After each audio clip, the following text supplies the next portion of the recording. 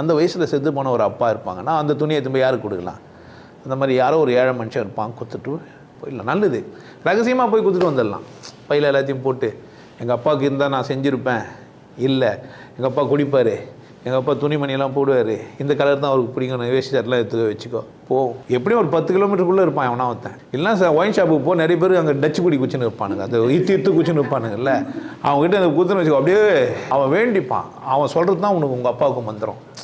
அவன் சொல்கிறான் பாரு, நல்லா இருக்குன்னு ஒன்று சொல்லுவான், அது உங்கள் அப்பாவுக்கு போய் என்ன ஆகிடான், சரி எவனோ ஒருத்தன் புண்ணியமாக செத்தான் போடுகிறான், இல்லை செத்த பேருக்கும் நமக்கு என்ன வந்துக்குது, இந்த மாதிரிலாம் வந்ததுன்னு சொன்னால் கட்டாயம் ஏறுவியாகுமா இல்லையா?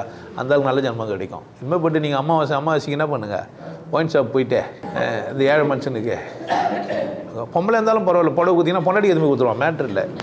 என்ன சொல்கிறது, இனிமேல் போய்ட்டு அமாவாசை தர்ப்பணம் என்ன பண்ணுங்கள், எதனா என்ன பிடிக்குமோ அதை வாங்கி எல்லாத்தையும் வச்சு ஒரு ஏழை கிட்ட எடுத்து போய் அது தகுதியானவங்கிட்ட கொடுத்துருங்க.